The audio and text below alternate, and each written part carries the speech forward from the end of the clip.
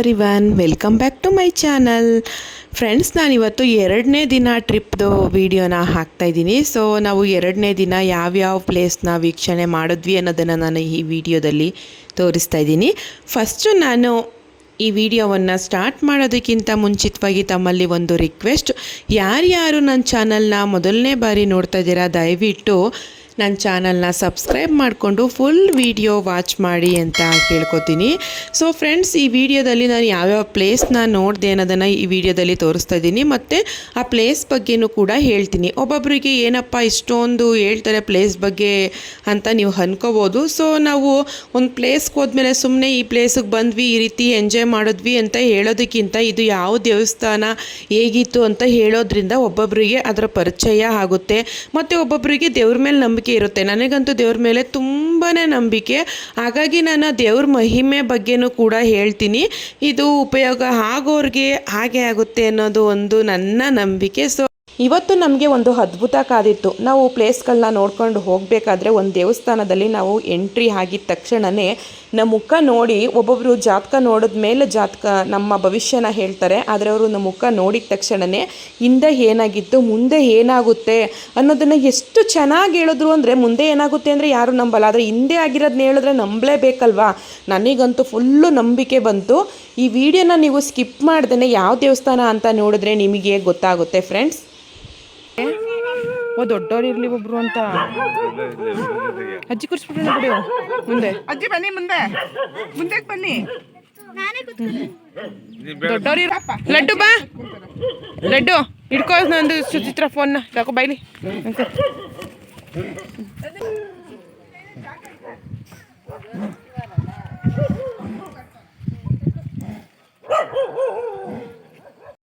So ನಾವಿವಾಗ 4 ಗಂಟೆ ಅಂದರೆ ಬೆಳಗಿನ ಜಾವ 4 ಗಂಟೆಲ್ಲೇ ಇದ್ದು ಮಕ್ಕಳಿಗೆಲ್ಲ ಸ್ನಾನ ಮಾಡಿಸ್ಕೊಂಡು ರೆಡಿಯಾಗಿ ಕಾರ್ ಮಾಡಿದ್ವಿ. ನಾವು ಕಾರಲ್ಲಿ ನಾವು ಬಂದಿದ್ದೀವಿ.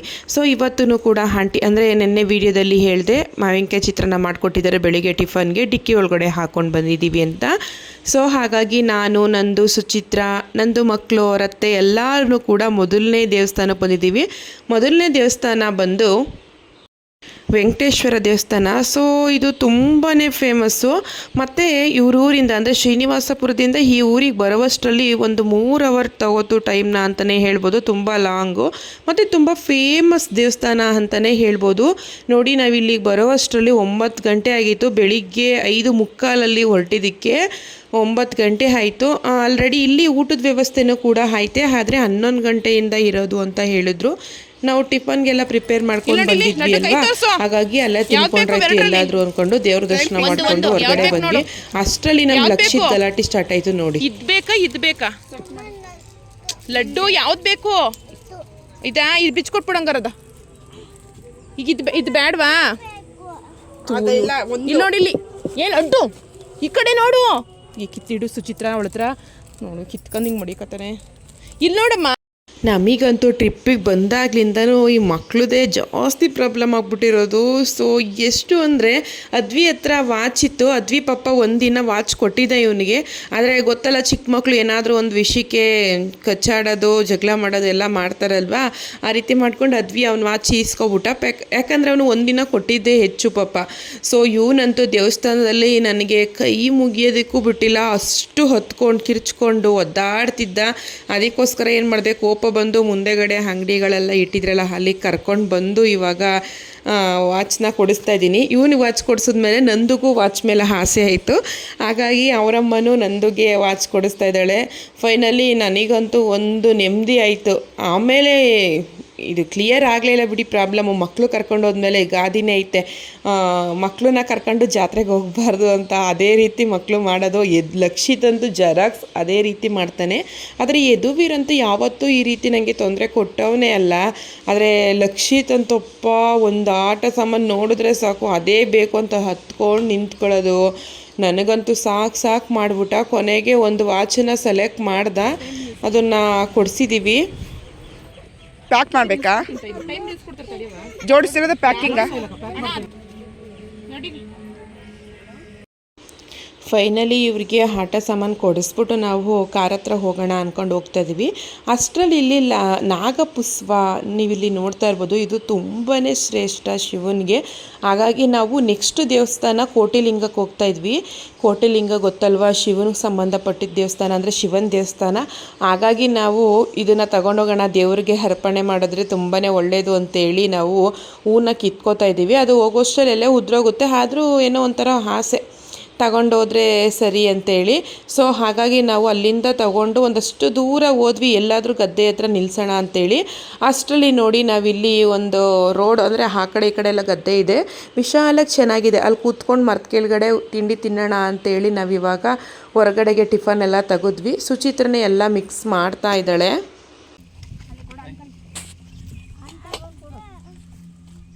ಹಾಕು ಎಲ್ರಿಗೂ ಪರು ಈಸ್ಕೊ, ಎಲ್ಲರ ಈಸ್ಕೊಡು ಎಲ್ಲರಿಗೂ. ಅಲ್ಲೇ ಆಂಟಿ ಹತ್ರ ಪ್ಲೇಟ್ ಹಾಕಿರೋದು ಎಲ್ಲರಿಗೂ ಕೊಡು.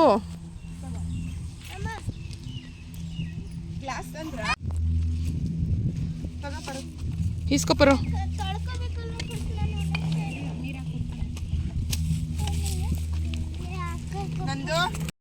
ಸೊ ಈಗ ನಾವೆಲ್ಲರೂ ಕೂತ್ಕೊಂಡು ಟಿಫನ್ ಮಾಡಿದ್ವಿ. ಟಿಫನ್ ಮಾಡಿ ಸ್ವಲ್ಪ ಹೊತ್ತು ಮಾತಾಡ್ಕೊಂಡು ಕೂತಿದ್ವಿ, ಯಾಕಂದರೆ ತಂಪಾಗಿ ಗಾಳಿ ಬೀಸ್ತಿತ್ತು.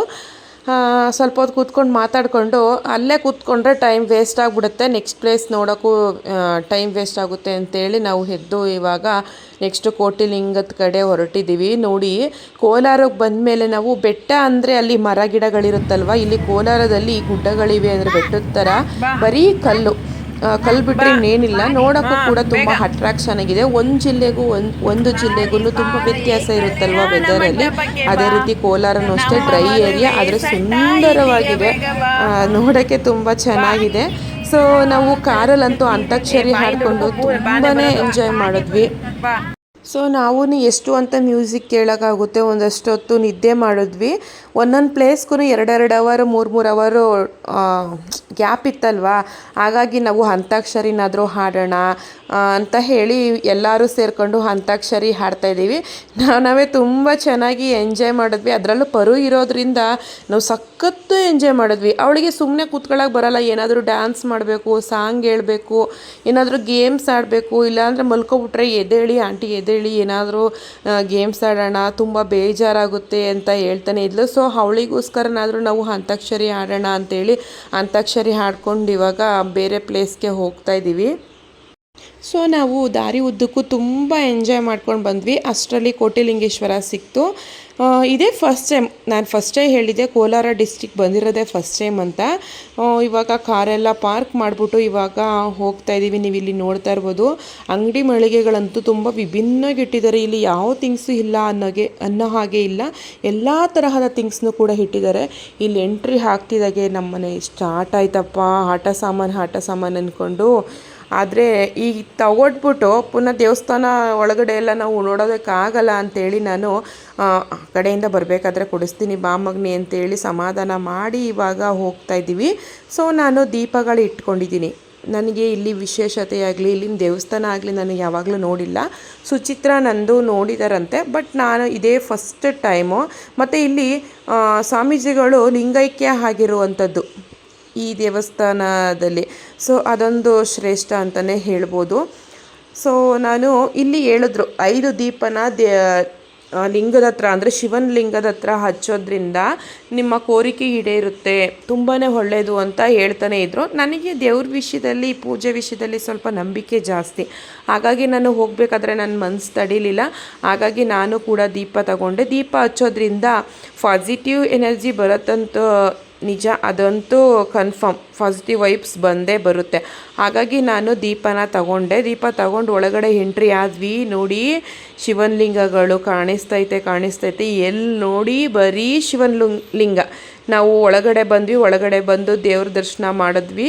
ದೇವ್ರ ದರ್ಶನ ಮಾಡಿಕೊಂಡು ನೆಕ್ಸ್ಟ್ ಇನ್ನೊಂದು ದೇವ್ರ ದರ್ಶನ ಮಾಡಿಕೊಂಡು ಒಳಗಡೆ ಹೋದರೆ ಹೊರ್ಗಡೆ ಬರೋ ದಾರಿನೇ ಗೊತ್ತಿಲ್ಲ, ಅಷ್ಟು ಲಿಂಗಗಳು. ನಮಗಂತೂ ಲಾಸ್ಟಲ್ಲಿ ಬೇರೆಯವರು ಹೋಗ್ತಿದ್ರಲ್ಲ, ಅವ್ರನ್ನ ಎಲ್ಲಿ ಹೋಗೋದು ಹೊರ್ಗಡೆ ಅಂತ ಕೇಳ್ಕೊಂಡು ಹೊರಗಡೆ ಬಂದ್ವಿ. ಸೊ ನಾನು ಈ ಮರದ ಬಗ್ಗೆ ನಾನು ಹೇಳಲೇಬೇಕು. ಈ ಮರದ ಬಗ್ಗೆ ಎಲ್ಲ ಏನೋ ಒಂದು ದಾರ ಕಟ್ತಿದ್ರು, ತೊಟ್ಲು ಕಟ್ತಿದ್ರು. ನನಗೆ ಏನೋ ಒಂಥರ ಕ್ಯೂರಿಯಾಸಿಟಿ, ಈ ಥರ ಮರಗಳಿಗೆ ಏನಾದರೂ ಹರಕೆ ದಾರ ಕಟ್ಟೋದು ನಂದು ರೂಢಿ ಯಾವಾಗ್ಲೂ. ಸೊ ಹಾಗಾಗಿ ನಾನು ಅಲ್ಲಿ ಪುರೋಹಿತರನ್ನ ಕೇಳಿದೆ ಏನಕ್ಕೆ ದಾರ ಕಟ್ತಾರೆ, ತೊಟ್ಲೆ ಕಟ್ತಾ ಇದ್ದಾರೆ ಅಂತ. ಸೊ ಅವ್ರು ನನಗೆ ಬೇಜಾರು ಮಾಡ್ಕೊಂಡಿಲ್ಲ, ತುಂಬ ಡೀಟೇಲಾಗಿ ಹೇಳ್ಕೊಟ್ರು. ಇಲ್ಲಿ ನಮ್ಗೆ ಏನಾದರೂ ಒಂದು ಕೋರಿಕೆ ಇದ್ದರೆ ಕೇಳಿಕೊಂಡು ಈ ದಾರನ ಕಟ್ಟೋದ್ರಿಂದ ಈಡೇರುತ್ತಂತೆ. ಮತ್ತು ತೊಟ್ಲು ಮಕ್ಕಳು ಮಕ್ಕಳು ಯಾರಿಗಾಗಿಲ್ಲ ಅವ್ರು ಬಂದು ಹರಕೆ ಮಾಡ್ಕೊಂಡು ತೊಟ್ಲನ್ನ ಕಟ್ಟಿ ಮರದ ಸುತ್ತ ಅಂದರೆ 3 ರೌಂಡ್ ಸುತ್ತಿದ್ರೆ ನಿಮ್ಮ ಕೋರಿಕೆ 100ಗೆ 200% ಈಡೇರುತ್ತೆ ಅಂತ ಹೇಳಿದ್ರು. ಸೊ ನನಗೆ ಇದ್ರ ಮೇಲೆಲ್ಲ ತುಂಬಾ ನಂಬಿಕೆ. ಸೊ ಹಾಗಾಗಿ ನಾನು ಕೂಡ ಜಸ್ಟ್ ದಾರ ತಗೊಂಡು ಕಟ್ತಾಯಿದ್ದೀನಿ. ಸೊ ಯಾರಿಗೆ ಮಕ್ಕಳಾಗಿಲ್ಲ ದಯವಿಟ್ಟು ನಿಮ್ಮ ಮನೇಲಿ ಏನಾದರೂ ಪ್ರಾಬ್ಲಮ್ ಇದ್ದರೆ ಈ ದೇವಸ್ಥಾನಕ್ಕೆ ಬಂದು ಹರಕೆ ಕಟ್ಕೊಳ್ಳಿ. ಮಕ್ಕಳಂತೂ ಆಗಿರೋದು 90% ಮಕ್ಕಳು ಇಲ್ಲಿಗೆ ಬಂದವರಿಗೆ ಮಕ್ಕಳಾಗಿದೆಯಂತೆ. ಸೊ ಇಲ್ಲಿಗೆ ಬಂದು ನೀವು ನಿಮ್ಮ ಕೋರಿಕೆನ ಇಲ್ಲಿ ದೇವ್ರ ಹತ್ರ ಕೇಳಿಕೊಳ್ಳಿ ಅಂತ ಹೇಳ್ತಾ ಇದ್ದೀನಿ. ಸೊ ನಾನು ಕೂಡ ಹರಕೆ ದಾರ ಕಟ್ಟು ಮರದ ಸುತ್ತ 3 ರೌಂಡು ಸುತ್ತಾ ಇದ್ದೀನಿ. ನಾನು ಆಲ್ರೆಡಿ ಹೇಳಿದೆ ನನಗೆ ದೇವ್ರ ಮೇಲೆ ತುಂಬಾ ನಂಬಿಕೆ ಅಂತ, ಹಾಗಾಗಿ ನಾನು ಹರಕೆ ದಾರನ ಕಟ್ತೆ. ಅಷ್ಟರಲ್ಲಿ ಸುಚಿತ್ರ ನಂದು ಎಲ್ಲ ಬೇರೆ ಟೆಂಪಲ್ ಅಂದರೆ ಇದರೊಳಗಡೆ ಒಂದು 5-6 ಟೆಂಪಲ್ ಇದೆ. ಆ ಟೆಂಪಲ್ ಹತ್ರ ಹೋಗಿದ್ರು. ನಾನು ಪರು ಇಬ್ಬರಷ್ಟೇ ಲಾಸ್ಟಲ್ಲಿ ಉಳ್ಕೊಂಡಿದ್ವಿ. ಈಗ ಬೇರೆ ಟೆಂಪಲ್ಗೆ ಬರ್ತಾಯಿದ್ದೀವಿ. ಸೊ ಇಲ್ಲಿ ಎಷ್ಟು ಲಿಂಗಗಳಿವೆ, 1 ಕೋಟಿ ಲಿಂಗ ಆಗೋದಕ್ಕೆ ಎಷ್ಟು ಲಿಂಗಗಳನ್ನ ಹಾಕಬೇಕು ಅನ್ನೋದನ್ನು ಕೂಡ ಬೇರೆ ಟೆಂಪಲಲ್ಲಿ ತುಂಬ ಚೆನ್ನಾಗಿ ವಿವರಣೆಯನ್ನು ಹೇಳಿದ್ರು.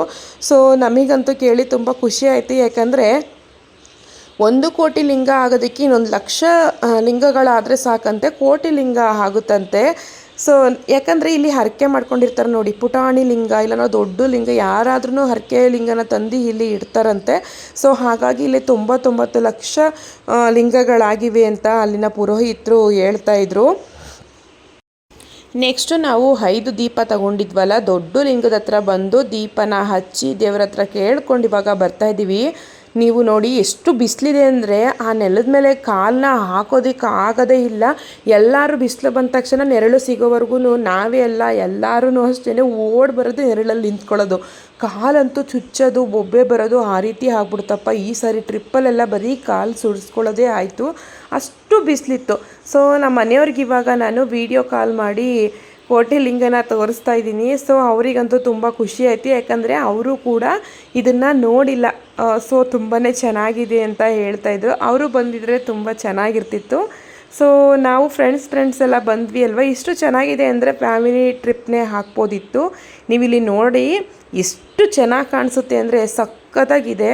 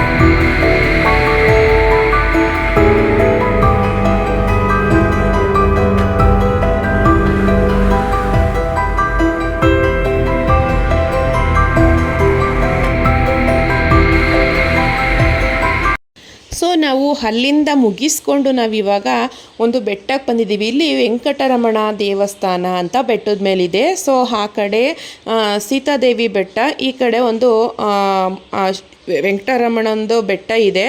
ಸೊ ತುಂಬಾ ಚೆನ್ನಾಗಿದೆ. ನೀವು ಇಲ್ಲಿ ನೋಡ್ತಾ ಇರ್ಬೋದು ವೆಂಕಟರಾಮ ಸ್ವಾಮಿ ದೇವಸ್ಥಾನ ಅಂತೇಳಿ. ಸೊ ನಾವು ಎಂಟ್ರಾನ್ಸ್ ಒಳಗಡೆ ಎಂಟ್ರಿ ಹಾಕ್ತಿದ್ದಂಗೆ ಒಂದು ಅದ್ಭುತ ಕದ್ದು ಏನಪ್ಪ ಅಂದರೆ ಒಂದು ಇಲ್ಲಿ ಕೊಳ ಇದೆ. ಕೊಳದಲ್ಲಿ ಎಲ್ಲರಿಗೂ ಸ್ನಾನ ಮಾಡೋದಕ್ಕೆ ಒಂದು ಅವಕಾಶ ಇದೆ. ಹೋಗುವಷ್ಟರಲ್ಲಿ ಸುಮಾರು ಮಕ್ಕಳುಗಳೆಲ್ಲ ಈಜೊಡಿತಾ ಇದ್ರು. ಮಂಡಿ ಗಂಟ ಬರುತ್ತೆ ಅಷ್ಟೇ ನೀರು, ತುಂಬ ಏನಿಲ್ಲ. ಸೊ ನಾವಂತೂ ನೀರೊಳಗಡೆ ಇಳಿದು ಸುಮಾರು 1 ಅವರ್ ಎಂಜಾಯ್ ಮಾಡಿದ್ವಿ. ನಮ್ಮನ್ನು ನಾವೇ ಕಳೆದೋದ್ವಿ ಅಂತಲೇ ಹೇಳ್ಬೋದು. ಸೊ ಮಕ್ಕಳನ್ನ ಒಳಗಡೆ ಇಳಿಸಿದ್ರೆ ಯೂಟ್ಯೂಬಲ್ಲಿ ಹಾಕೋಕ್ಕಾಗಲ್ಲ, ನಮ್ಮ ವೀಡಿಯೋನ ಡಿಲೀಟ್ ಮಾಡಿಬಿಡ್ತಾರೆ. ಹಾಗಾಗಿ ನಾನು ವೀಡಿಯೋನ ಹಾಕಿಲ್ಲ. ಫೈನಲಿ ನಾವಂತೂ ತುಂಬಾ ಎಂಜಾಯ್ ಮಾಡಿದ್ವಿ. ಅಂದರೆ ನಾವು ಹೊಳೆ ಆಗಿದ್ದರೆ ಮಕ್ಕಳನ್ನ ಇಳಿಸ್ಕೊತಿರ್ಲಿಲ್ಲ. ಯಾವಾಗಲೂ ನಾವು ಹೊಳೆಲೆಲ್ಲ ಇಳಿಯೋಕ್ಕೆ ಹೋಗಲ್ಲ, ಯಾಕಂದರೆ ಆಳ ಇರುತ್ತೆ, ಗುಂಡಿ ಎಲ್ಲ ಇರುತ್ತಲ್ವ. ಇದು ಕೊಳ ಆಗಿರೋದ್ರಿಂದ ನಮಗೆ ಮಂಡಿ ಅಷ್ಟೇ, ನೀರೇನು ಆಳ ಇರಲಿಲ್ಲ. ಎಲ್ಲರೂ ಕೂಡ ತುಂಬ ಚೆನ್ನಾಗಿ ಎಂಜಾಯ್ ಮಾಡಿದ್ವಿ. ನೋಡಿ ಎಲ್ಲ ತೇವದ ಬಟ್ಟೆಲ್ಲೇ ವೀಡಿಯೋ ಮಾಡ್ತಾ ಇರೋದು, ಎಲ್ಲ ಹುಚ್ಚಿರ ಥರ ಕಾಣಿಸ್ತಾ ಇದ್ದೀವಿ. ಬೆಟ್ಟದ ಮೇಲೆ ಬಂದ್ವಿ. ಬೆಟ್ಟದ ಮೇಲೆ ಬಂದು ನಾವಿವಾಗ ದೇವಸ್ಥಾನಕ್ಕೆ ಹೋಗಿ ದರ್ಶನ ಎಲ್ಲ ಮಾಡಿ ಪುನಃ ಆಪೋಸಿಟ್ಟು ಬೆಟ್ಟ ಇಳಿದ ತಕ್ಷಣ ಬೆಟ್ಟದ ಆಪೋಸಿಟ್ಟು ಪುನಃ ಮೆಟ್ಲಿದೆ, ಇನ್ನೊಂದು ಬೆಟ್ಟ ಇದೆ ಸೀತಾದೇವಿ ಬೆಟ್ಟ ಅಂತೇಳಿ, ಅಲ್ಲಿಗೆ ನಾವು ಹೋಗ್ತಾ ಇದ್ದೀವಿ. ಸೊ ನಾನು ಲಕ್ಷಿತು ತೇವ ಮಾಡ್ಕೊಬಿಟ್ಟಿದ್ದ, ಹೋಗ್ಬೇಕಾದ್ರೆ ದಾರಿಲಿ ಬಟ್ಟೆ ಒಣಗಾಕ್ಬಿಟ್ಟಿದ್ದೆ. ಸೊ ಮರ್ತ್ಕೊಂಡು ಬೆಟ್ಟ ಇಳಿದ್ಬಿಟ್ಟಿದ್ವಿ. ಪುನಃ ವಾಪಸ್ಸು ಪರು ಕರ್ಕೊಂಡು ಬಟ್ಟೆ ತರಕ್ಕೆ ಹೋದೆ. ಅಷ್ಟರಲ್ಲಿ ಸುಚಿತ್ರ, ನಂದು ಎಲ್ಲರೂ ಮಕ್ಕಳು ಕರ್ಕೊಂಡು ಮುಂದೆ ಹತ್ಬಿಟ್ಟಿದ್ರು. ಸೊ ಇವಾಗ ನಾನು ಪರು ಇಬ್ಬರು ಓಡೋಗ್ತಾ ಇದ್ದೀವಿ. ನೀವು ಇಲ್ಲಿ ನೋಡ್ತಾ ಇರ್ಬೋದು, ತುಂಬ ಅದ್ಭುತವಾಗಿದೆ. ಲಕ್ಷ್ಮೀದೇವಿನೇ ಸೀತಾದೇವಿ ತುಂಬ ಅದ್ಭುತವಾಗಿ ರೆಡಿ ಮಾಡಿದ್ರು. ಈಗ ಇನ್ನು 4-5 ಇನ್ನು 4-5 ಅಷ್ಟೇ, ಬೇಗ ಅಲ್ಲಿ ಎಳ್ಳದ್ ನೋಡಿ, ಹಂಗೆ ಅಲ್ಲಿ ಎಳ್ಳದಲ್ಲಿ ನಿಂತ್ಕೊಬಿಡಿ ಅಮ್ಮ 2 ನಿಮಿಷ. ಆ ಕಡೆ ತಿರ್ಗಿ. ನಾವು ಎಂಗೇಜಲ್ಲಿರೋರು ನಮಗೇ ಬಿಸಿಲು ತಡೆಯೋಕ್ಕಾಗಿಲ್ಲ ಅಂದರೆ ಇನ್ನು ವಯಸ್ಸಾದವ್ರು ಹೆಂಗೆ ತಡ್ಕೋತಾರಲ್ವ. ಪಾಪ ಅಜ್ಜಿ ಅಂತೂ ದೇವ್ರ ದರ್ಶನ ಮಾಡಬೇಕು ಅಂತ ಬೆಟ್ಟ ಆದರೂ ಪರವಾಗಿಲ್ಲ ಅಂತೇಳಿ ಬಂದು ದೇವ್ರ ದರ್ಶನ ಮಾಡಿದ್ರು. ಸೊ ನಾವು ಆ ಬೆಟ್ಟ ಮುಗಿಸ್ಕೊಂಡು ಕೊಳದಲ್ಲಿ ಸ್ನಾನ ಎಲ್ಲ ಮಾಡಿಕೊಂಡು ನೆಕ್ಸ್ಟು ನಾವು ತುಂಬ ಐತಿಹಾಸಿಕವಾದ ಪ್ಲೇಸು ರಾಮಲಿಂಗೇಶ್ವರ ದೇವಸ್ಥಾನ. ಸೊ ಎಷ್ಟು ಅದ್ಭುತವಾಗಿದೆ ಅಂದರೆ ನಾನು ಇಂಥ ಪ್ಲೇಸ್ ನೋಡಿದಾಗ ನಾನಂತೂ ಕಳೆದೇ ಹೋಗ್ತೀನಿ, ಇಮ್ಯಾಜಿನ್ ಮಾಡ್ಕೋತೀನಿ. ಸೊ ಆವತ್ತಿನ ಕಾಲದಲ್ಲಿ ಅವರು ನಿರ್ಮಾಣ ಮಾಡಿದಾಗ ಯಾವ ರೀತಿ ಅವರು ಇಲ್ಲೆಲ್ಲ ಪೂಜೆ ಪುನಸ್ಕಾರವನ್ನು ಮಾಡ್ತಿದ್ರು, ರಾಜ ಮಹಾರಾಜರು ಯಾವ ರೀತಿ ತಿರುಗಾಡ್ತಿದ್ರು. ಈ ದೇವಸ್ಥಾನನೂ ಕೂಡ ವಿಜಯನಗರ ಸಾಮ್ರಾಜ್ಯ ಆಳ್ವಿಕೆ ಕಾಲದಲ್ಲಿ ನಿರ್ಮಾಣ ಆಗಿರೋದು. ಸೊ ವಿಜಯನಗರ ಸಾಮ್ರಾಜ್ಯ ಅಂತ ಕೇಳ್ತಾ ಇದ್ದಾಗಲೇ ಒಂಥರ ಮೈ ಜುಮ್ ಅನ್ನುತ್ತೆ. ಯಾಕಂದರೆ ತುಂಬ ಶ್ರೀಮಂತ ನಗರ ಅದು, ಯಾವುದು ವಿಜಯನಗರ ಸಾಮ್ರಾಜ್ಯ ಶ್ರೀಮಂತವಾಗಿ ಆಳ್ವಿಕೆಯನ್ನು ಮಾಡಿದ್ದು. ಎಷ್ಟು ಅಂದರೆ ಅಲ್ಲಿ ದಾರಿ ಉದ್ದಕ್ಕೂ ಅಲ್ಲಿ ಸಂತೆ ಎಲ್ಲ ಮಾಡ್ತಾರಲ್ವ, ಅಲ್ಲಿ ಸೇರು ಮತ್ತು ಪಾವುಗಳಲ್ಲಿ ವಜ್ರ ಚಿನ್ನ ಎಲ್ಲನೂ ಮಾರಾಟ ಮಾಡ್ತಿದ್ರಂತೆ. ಅವರು ಒಂದು ಸೇರು ಭತ್ತ ಕೊಟ್ಬಿಟ್ಟು ಒಂದು ಸೇರು ಚಿನ್ನನ ತಗೋತಿದ್ರಂತೆ. ಅಷ್ಟು ಶ್ರೀಮಂತವಾಗಿ ಆಳ್ವಿಕೆ ಮಾಡಿದಂಥ ನಮ್ಮ ವಿಜಯನಗರ ಸಾಮ್ರಾಜ್ಯ ಅಂಥ ಕಾಲದಲ್ಲಿ ಎಲ್ಲೆಂದರಲ್ಲಿ ನಮ್ಮ ಇಡೀ ಕರ್ನಾಟಕದಲ್ಲಿ ದೇವಾಲಯಗಳನ್ನು ನಿರ್ಮಾಣ ಮಾಡಿದೆ. ಅಂಥ ವಿಜಯನಗರ ಸಾಮ್ರಾಜ್ಯ ಯಾವ ರೀತಿ ಪತನ ಆಯ್ತಪ್ಪ ಅಂತ ಕೇಳಿದ್ರಂತೂ ಅಳುನೇ ಬಂದ್ಬಿಡುತ್ತೆ. ಇವತ್ತು ಆ ಹಂಪೆ ಹಾಳು ಹಂಪೆ ಆಗಿದೆ ಅಂಥ ಶ್ರೀಮಂತ ನಗರ. ಕೇಳೋಕ್ಕೆ ಒಂಥರ ಬೇಜಾರಾಗುತ್ತಲ್ವ. ನಮ್ಮ ಪೂರ್ವಜರು ಎಷ್ಟು ಚೆನ್ನಾಗಿ ದೇವಸ್ಥಾನವನ್ನು ಕಟ್ಟಿದ್ದಾರೆ, ಎಷ್ಟು ಚೆನ್ನಾಗಿ ಆಳ್ವಿಕೆಯನ್ನು ಮಾಡಿದ್ದಾರೆ. ಇಂಥ ಸುಂದರವಾದ ಪ್ಲೇಸ್ನ ಉಳಿಸ್ಕೊಳ್ಳೋದು ನಮ್ಮ ಜವಾಬ್ದಾರಿ ಅಂತ ಹೇಳೋಕ್ಕೆ ಇಷ್ಟಪಡ್ತೀನಿ. ಸೊ ನಾವಿವಾಗ ರಾಮಲಿಂಗೇಶ್ವರ ದೇವಸ್ಥಾನವನ್ನು ವೀಕ್ಷಣೆ ಮಾಡಿಕೊಂಡು ಮತ್ತು ಅದರೊಳಗಡೆ ಭರತೇಶ್ವರ ದೇವಸ್ಥಾನ ಇದೆ, ಅದನ್ನು ಕೂಡ ನಾವು ವೀಕ್ಷಣೆ ಮಾಡಿಕೊಂಡು ನೆಕ್ಸ್ಟು ಆಂಜನೇಯ ದೇವಸ್ಥಾನಕ್ಕೆ ಬಂದಿದ್ದೀವಿ. ಆವಣಿಲಿ ಇರುವಂಥದ್ದು ರಾಮಲಿಂಗೇಶ್ವರ ದೇವಸ್ಥಾನವೂ ಕೂಡ ಆವಣಿಲೇ ಇರುವಂಥದ್ದು. ಸೊ ಇವಾಗ ಇಲ್ಲಿಗೆ ಬಂದಿದ್ದೀವಿ. ಇಲ್ಲಂತೂ ತುಂಬ ಚೆನ್ನಾಗಿ ಕ್ಲೀನ್ನ ಮೇಂಟೈನ್ ಮಾಡಿದ್ದಾರೆ. ನಾವು ಎಲ್ಲಾದರೂ ದೇವಸ್ಥಾನಕ್ಕೆ ಅಂತ ಹೋದಾಗ ಎಲ್ಲಂದರಲ್ಲಿ ಪೇಪರು, ಸುಮಾರು ದೇವಸ್ಥಾನಗಳಲ್ಲಿ ಊದ್ಗಡ್ಡಿ ಎಲ್ಲ ಬಿದ್ದಿರುತ್ತೆ. ಸೊ ನೀವು ಇಲ್ಲಿ ನೋಡಿ, ಒಂದು ಊದ್ಕಡ್ಡಿ ಒಂದು ಪೇಪರು ಕೂಡ ಇಲ್ಲ. ಇಲ್ಲಿ ಕ್ಲೀನ್ ಮಾಡೋಕ್ಕೆ ಅಂತ ಕೆಲಸದವ್ರನ್ನ ಅಷ್ಟು ಜನ ಇಟ್ಕೊಂಡಿದ್ದಾರೆ. ಯಾವಾಗಲೂ ಅವರು ಕಾಲಿಡಾರಲ್ಲೇ ಇರ್ತಾರೆ ಕ್ಲೀನ್ ಮಾಡಿಕೊಂಡು. ಸೊ ಎಷ್ಟು ಚೆನ್ನಾಗಿ ಕಾಣಿಸ್ತೈತೆ ನೋಡಿ. ನೆಕ್ಸ್ಟು ನಾವಿಲ್ಲಿ ದೇವಸ್ಥಾನಕ್ಕೆ ಬಂದು ಹನುಮಂತರಾಯನ ದರ್ಶನ ಮಾಡಿಕೊಂಡು, ಇಲ್ಲಿ ಹನುಮಂತರಾಯನ ದರ್ಶನ ಮಾಡಿ ವಿಷ್ಣುಗೆ ಸಂಬಂಧಪಟ್ಟ ನಾನಾ ರೀತಿ ಅಂದರೆ ವರದರಾಜೇಶ್ವರ ಟೆಂಪಲ್ಲು ಮತ್ತು ವೆಂಕಟರಮಣ ಟೆಂಪಲ್ಲು, ಇದು ಈ ಕಾಂಪೌಂಡ್ ಒಳಗಡೆ ನರಸಿಂಹಸ್ವಾಮಿ ಟೆಂಪಲ್, ಎಲ್ಲ ಥರದ ಟೆಂಪಲ್ನ ನಾವಿಲ್ಲಿ ನೋಡ್ಬೋದು. ಸೊ ನೀವಿಲ್ಲಿ ನೋಡ್ತಾ ಇರ್ಬೋದು, ಇದು ಅಷ್ಟೇ ಒಂದು ಐತಿಹಾಸಿಕ ಟೆಂಪಲ್ ಅಂತಲೇ ಹೇಳ್ಬೋದು. ಅಷ್ಟು ಎಷ್ಟು ಚೆನ್ನಾಗಿ ನಿರ್ಮಾಣ ಮಾಡಿದ್ದಾರೆ. ಒಳಗಡೆ ಬಂದರೆ ಸಾಕು ಒಂದು 5-6 ಟೆಂಪಲ್ನ ದರ್ಶನ ಮಾಡಿಕೊಂಡು ಮತ್ತೆ ಲಕ್ಷ್ಮೀದೇವಿ ಟೆಂಪಲ್ನು ಕೂಡ ದರ್ಶನ ಮಾಡಿಕೊಂಡು ನಾವು ಹೋಗ್ತೀವಿ. ನೆಕ್ಸ್ಟು ನಾವು 2ನೇ ಟೆಂಪಲ್ಗೆ ಬಂದಿದ್ದೀವಿ, ವೆಂಕಟರಮಣ ಸ್ವಾಮಿ ದೇವಸ್ಥಾನಕ್ಕೆ. ಸೊ ಎಷ್ಟು ಉದ್ದ ಇದೆ ನೋಡಿ ದೇವರ ಇದು. ಯಾಕಂದರೆ ನಾನು ಕೋಲಾರ ಟ್ರಿಪ್ಪಿಗೆ ಬಂದಮೇಲೆ 3ನೇ ಸಾರಿ ವೆಂಕಟರಮಣ ಸ್ವಾಮಿ ದರ್ಶನ ಮಾಡ್ತಾ ಇರೋದು ಬೇರೆ ಬೇರೆ ಕಡೆ. 3 ದೇವರು ಕೂಡ ಗರ್ಭಗುಡಿಯಲ್ಲಿ ತುಂಬಾ ಚೆನ್ನಾಗಿದೆ. ಇಲ್ಲಿ ಲೆಫ್ಟ್ ಸೈಡು ಒಬ್ಬರು ಗುರುಗಳನ್ನ ಅಂದರೆ ವೇದಾಂತ ಪುರಾಣಿಕರು ಅವರೆಲ್ಲರನ್ನೂ ಕೂಡ ನಿರ್ಮಾಣ ಮಾಡಿದ್ದಾರೆ. ನೆಕ್ಸ್ಟ್ ಇಲ್ಲಿಂದ ಮುಗಿಸ್ಕೊಂಡು ನಾವು ಬೇರೆ ಟೆಂಪಲ್ಗೆ ಹೋಗ್ತಾ ಇದ್ದೀವಿ. ನಮ್ಮ ಮಕ್ಕಳಂತೂ ನೋಡಿ ಕೈಗೆ ವಾಚ್ ಹಾಕೊಂಡು ಸ್ಪೆಕ್ಸ್ ಹಾಕೊಂಡು ಸಖತ್ ಎಂಜಾಯ್ ಮಾಡ್ತಾಯಿದ್ದಾರೆ. ಮಕ್ಕಳಿಗೆ ಅವ್ರಿಗೆ ಏನು ಬೇಕೋ ಅದನ್ನು ಕೊಡಿಸ್ಬಿಟ್ರೆ ಸಾಕು, ಸಖತ್ ಎಂಜಾಯ್ ಮಾಡ್ತಾಯಿದ್ದಾರೆ. ನಾವು ಇನ್ನೂ 2 ದೇವಸ್ಥಾನ ಕಂಪ್ಲೀಟ್ ಮಾಡಬೇಕು. ಆಲ್ರೆಡಿ 6 ಗಂಟೆ ಆಗಿಬಿಟ್ಟಿದೆ. ದೊಡ್ಡ ಗಣಪತಿ ದೇವಸ್ಥಾನಕ್ಕೆ ಬಂದಿದ್ದೀವಿ. ಇವತ್ತು ಏನಪ್ಪ ಅಂತಂದರೆ ಬೆಣ್ಣೆಲಿ ಅಲಂಕಾರ ಮಾಡಿದ್ದಾರೆ. ಆ ದೇವ್ರನ್ನ ನೋಡೋದಕ್ಕೆ ಒಂದು ಖುಷಿ. ಸೊ ನಾವು ಒಳಗಡೆ ಹೋದ ತಕ್ಷಣವೇ ಖಾಲಿ ಇತ್ತು. ಪುರೋಹಿತರನ್ನ ಕೇಳೇ ಬಿಟ್ವಿ ಡೈರೆಕ್ಟು, ವಿಡಿಯೋ ಮಾಡ್ಬೋದಾ ಪ್ಲೀಸ್, ಸ್ವಲ್ಪ ವೀಡಿಯೋ ಮಾಡ್ಕೋತೀವಿ ಅಂತ. ಸೊ ಏನಿಲ್ಲ, ವೀಡಿಯೋ ಮಾಡ್ಬೋದು, ರಶ್ ಇದ್ದಾಗ ಮಾಡಿಸಲ್ಲ ಅಷ್ಟೇ ನಾವು, ಯಾಕಂದರೆ ನಮಗೂ ಒಂದು ಸ್ವಲ್ಪ ರಿಸ್ಕ್ ಆಗುತ್ತಲ್ವಾ ಅಂತ ಹೇಳಿದ್ರು. ಸೊ ಹಾಗಾಗಿ ನಾವು ದೂರದಲ್ಲೇ ನಿಂತ್ಕೊಂಡು ಗಣಪತಿ ವಿಗ್ರಹನ ವೀಡಿಯೋ ಮಾಡ್ಕೊಂಡ್ವಿ. ದೇವ್ರಿಗೂ ಕೂಡ ನಮಸ್ಕಾರ ಮಾಡ್ಕೊಂಡ್ವಿ. ಬಸ್ಗೆ ಹೊಡೆದ್ಬಿಟ್ಟು ಪೂಜೆ ಮಾಡ್ಕೊಂಡು ಹೊರಡ್ತಾ ಇದ್ವಿ. ಸೊ ನೋಡಿ ಬೆಣ್ಣೆ ಅಲಂಕಾರ ಎಷ್ಟು ಚೆನ್ನಾಗಿ ಮಾಡಿದ್ದಾರೆ. ನೆಕ್ಸ್ಟು ನಾವು ಗರುಡ ದೇವಸ್ಥಾನಕ್ಕೆ ಬಂದ್ವಿ. ಈ ದೇವಸ್ಥಾನದಲ್ಲಿ ಒಂದು ಅದ್ಭುತನೇ ಕಾದಿತ್ತು. ಸೊ ನಾವು ಎಲ್ಲ ದೇವಸ್ಥಾನಕ್ಕೆ ಹೋಗೋ ಹಾಗೆ ಈ ದೇವಸ್ಥಾನಕ್ಕೂ ಬಂದು ನಮಸ್ಕಾರ ಮಾಡಿದ್ವಿ. ಆದರೆ ಇಲ್ಲಿನ ಪುರೋಹಿತರು ನಾವು ಶಾಸ್ತ್ರ ಕೇಳ್ತೀವಿ ಅಂದರೆ ನಮ್ಮನ್ನ ಹೆಸರು ಕೇಳಲ್ಲ, ನಮ್ಮ ಡೇಟ್ ಆಫ್ ಬರ್ತು ಕೇಳಲ್ಲ, ಮುಖ ನೋಡಿ ಹಿಂದೆ ಹೀಗೆ ಆಗಿದೆ ಮುಂದೆ ಹೀಗೆ ಆಗಿದೆ ಅಂತಲೇ ಹೇಳ್ತಾರೆ. ಸೊ ಅದಂತೂ ಕೇಳಿ ನನಗೆ ಆಶ್ಚರ್ಯ ಆಯಿತು. ಯಾಕಂದರೆ ನಾನು ಸುಮ್ಮನೆ ನಿಂತಿದ್ದೆ. ಸೊ ನನ್ನ ಬಗ್ಗೆ ಕೇಳಬೇಕಿತ್ತು ಅಂದೆ. ನನಗೆ ಹಿಂದೆ ಹಿಂಗೆ ಆಯಿತು ಮುಂದೆ ಹಿಂಗೆ ಇರ್ತೀಯ ನೀನು ಅಂತಲೇ ಹೇಳ್ಬಿಟ್ರು. ಸೊ ನನಗಂತೂ ಎಷ್ಟು ಆಶ್ಚರ್ಯ ಅನಿಸ್ತು, ತುಂಬ ಖುಷಿಯಾಯಿತು. ಯಾರಿಗಾದರೂ ಈ ರೀತಿ ಕೇಳಬೇಕು, ನಿಮ್ಮ ಮನೇಲಿರೋ ಸಮಸ್ಯೆ ಬಗ್ಗೆ ಕೇಳಬೇಕು ಅಂದರೆ ಕೋಲಾರಕ್ಕೆ ಬಂದು ಗರುಡ ದೇವಸ್ಥಾನಕ್ಕೆ ಬನ್ನಿ. ನಿಮಗೆ ತುಂಬಾ ಚೆನ್ನಾಗಿ ಹೇಳ್ತಾರೆ, ನಿಮ್ಮ ಸಮಸ್ಯೆಗೆ ಪರಿಹಾರ ಹೇಳ್ತಾರೆ ಅಂತ ಹೇಳ್ತೀನಿ. ಸೊ ನೆಕ್ಸ್ಟು ನಾವು ಇಲ್ಲಿಂದ ಮುಗಿಸ್ಕೊಂಡು ಚೌಡೇಶ್ವರಿ ದೇವಸ್ಥಾನಕ್ಕೆ ಹೋದ್ವಿ. ಆ ಚೌಡೇಶ್ವರಿ ದೇವಸ್ಥಾನದಲ್ಲೂ ಅಷ್ಟೇ ನೋಡೋಕ್ಕೆ ಚೆಂದ. ಎಲ್ಲ ದೇವಸ್ಥಾನದಲ್ಲೂ ಎಂಟ್ರೆನ್ಸ್ ಗರ್ಭಗುಡಿಲಿ ದೇವರಿರುತ್ತೆ, ಅಂದರೆ ದೇವರಂದರೆ ಮೂಲ ವಿಗ್ರಹ ಇರುತ್ತೆ. ಇಲ್ಲಿ ಆ ಥರ ಅಲ್ಲ, ಪುಟಾಣಿದು ಅಂದರೆ ನವಶಕ್ತಿ ಅಮ್ಮನವರು ಅಂದರೆ ನವಶಕ್ತಿ ಅಂದರೆ 9 ದುರ್ಗಿಯರು ಇರ್ತಾರೆ. ಅದೇ ರೀತಿ ಪುಟಾಣಿ 9 ವಿಗ್ರಹನ ಇಟ್ಟು ಲಾಸ್ಟಲ್ಲಿ ದೊಡ್ಡದು ಮೂಲ ವಿಗ್ರಹನ ಚೌಡೇಶ್ವರಿ ಅಮ್ಮನವ್ರನ್ನ ಇಟ್ಟಿದ್ದಾರೆ. ದೇವ್ರ ದರ್ಶನ ಮಾಡಬೇಕು ಅಂದರೆ ನಾವು ಡೈರೆಕ್ಟು ಕಿಟಕಿ ಮೂಲಕ ದರ್ಶನ ಮಾಡಬೇಕು. ಇದೊಂಥರ ಅದ್ಭುತ ಅಲ್ವಾ. ನನಗಂತೂ ಎಲ್ಲ ದೇವಸ್ಥಾನವೂ ಕೂಡ ವಿಭಿನ್ನವಾಗಿ ಅದ್ಭುತವಾಗಿ ಕಾಣಿಸ್ತು. ಸೊ ಇವತ್ತಿನ ನನ್ನ ಟ್ರಿಪ್ಪು ಇದಾಗಿತ್ತು. ನಿಮಗೆ ಇಷ್ಟ ಆಗಿದೆ ಅಂತ ತಿಳ್ಕೊತೀನಿ. ಹೇಗಿತ್ತು ಅಂತ ಕಾಮೆಂಟ್ ಮಾಡಿ, ಲೈಕ್ ಮಾಡಿ, ಶೇರ್ ಮಾಡಿ ಅಂತ ಕೇಳ್ಕೊತೀನಿ. ಮತ್ತು ನಾಳೆ ವಿಡಿಯೋದಲ್ಲಿ ಇನ್ನೂ ಅದ್ಭುತವಾದ ಪ್ಲೇಸನ್ನು ನಾನು ಹಾಕ್ತೀನಿ. ದಯವಿಟ್ಟು ಫ್ರೀ ಮಾಡಿಕೊಂಡು ಆ ವಿಡಿಯೋವನ್ನು ವಾಚ್ ಮಾಡಿ ಅಂತ ಕೇಳ್ಕೊತೀನಿ. ಸೊ ಇವತ್ತಿನ ಪ್ಲೇಸ್ ನಿಮಗೆ ಇಷ್ಟ ಆಗಿದೆ ಅಂತ ತಿಳ್ಕೊತಾ ನಾನು ಈ ವಿಡಿಯೋವನ್ನು ಎಂಡ್ ಮಾಡ್ತಾಯಿದ್ದೀನಿ. Thank you for watching. Bye.